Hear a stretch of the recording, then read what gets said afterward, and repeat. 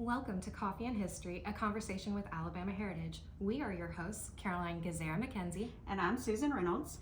Now, normally during our podcast, we would invite a guest to talk about some of the great projects they might be working on. But for this particular episode, we want to give our listeners and our viewers a glimpse into what is featured in our current issue of Alabama Heritage magazine.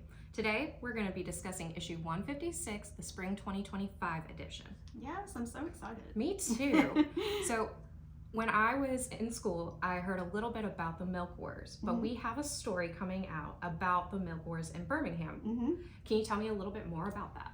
Yeah, so actually, people up until about World War I didn't drink a lot of milk, except for in really cold climates, right? And Really? so when World War I came about, they shipped like milk products, dried milk and milk overseas because it was nutritious, you know, for the troops and everything.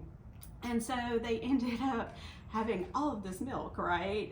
And then when the war ended, you still had people who had stopped growing the regular crops, right? And then they started into dairy farming.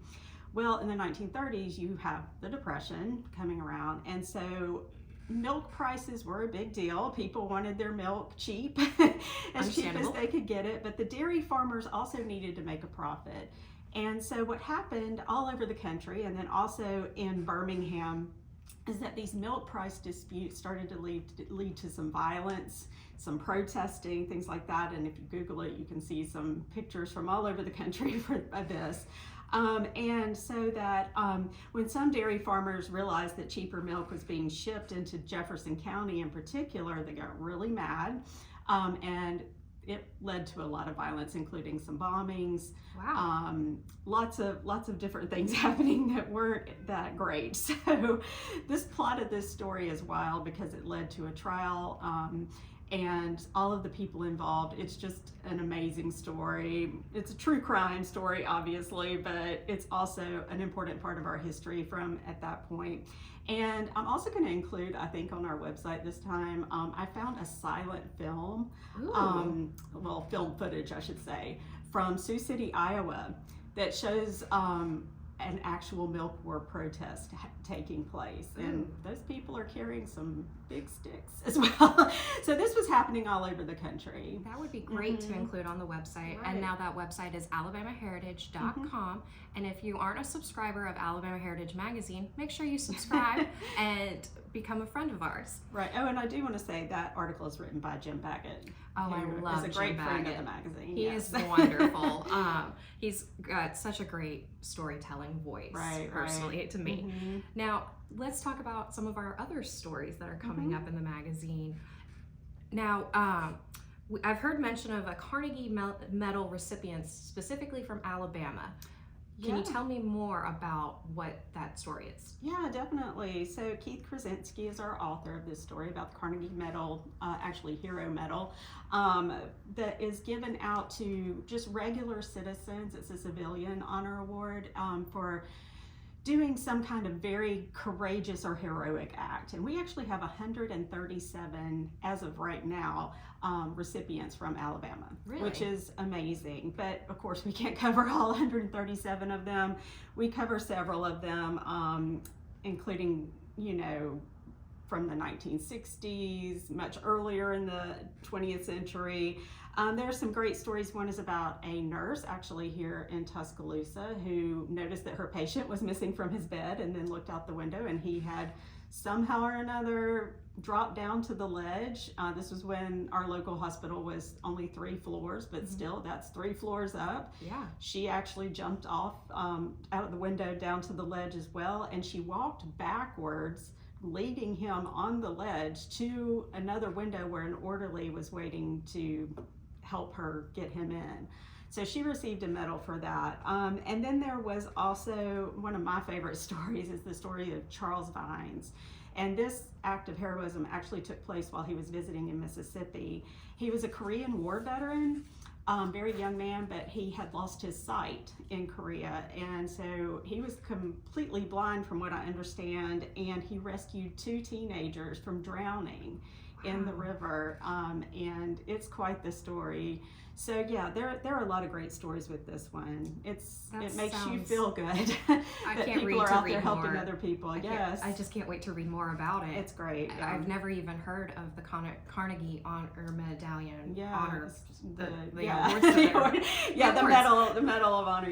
The Carnegie Hero Medal. I had never heard of that before. I love that we are featuring that. Right. Now, as a former sports reporter, I'm extremely excited to read about Dan Bankhead in our magazine. Susan, will you tell our listeners who Dan was?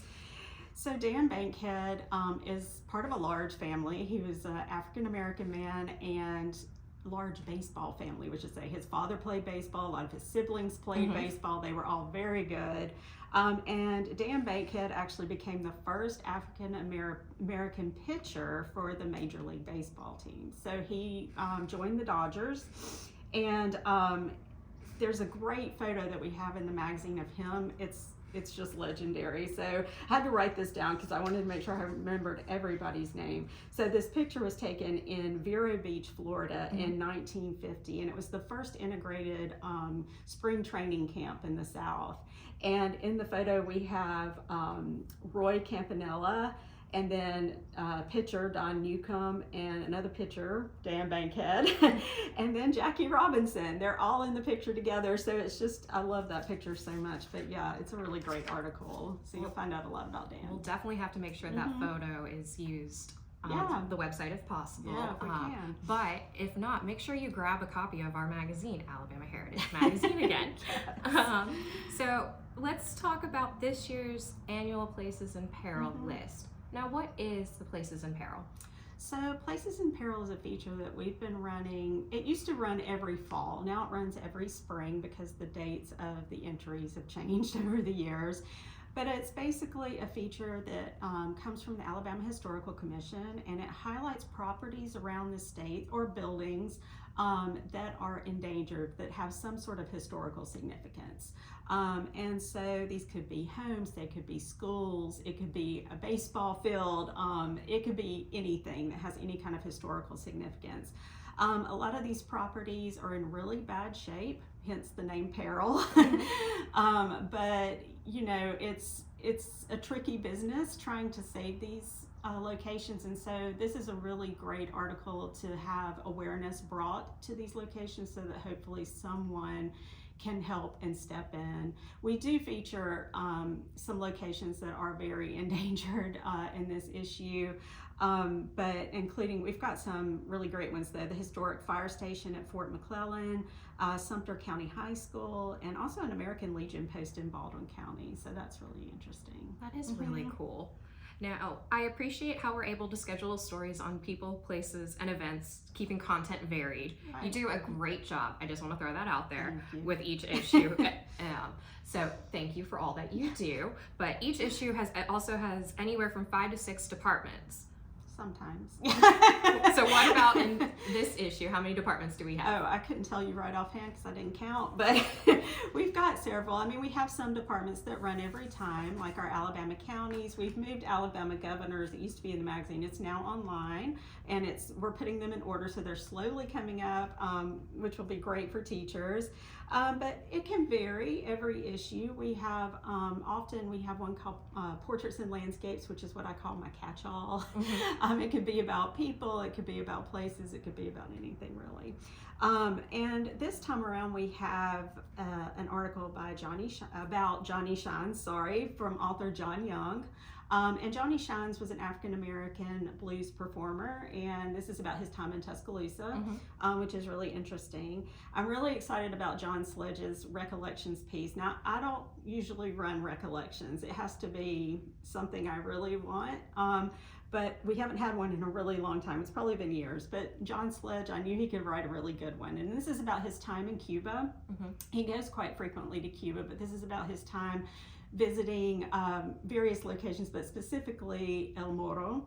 I can't roll my R's, I'm very sorry, y'all. And he talks about his really good friend that took him on a guided tour down there, a Cuban man. So this is a great recollections piece. And another regular feature we have is Reading the Southern Past. And this time we're covering the Scopes trial, which is about the trial that led to the debate about whether we could teach evolution in schools. So it's an interesting coverage of some books that have been published about that recently. Very interesting. Well, thank you again, Susan, for all that you do in putting together a fantastic issue. As a reminder to our listeners, if you would like to order a copy of issue 156 or subscribe, you can do so on alabamaheritage.com. And don't forget to like and follow our podcast, our YouTube, and any other social media pages that you may see. Have a great day.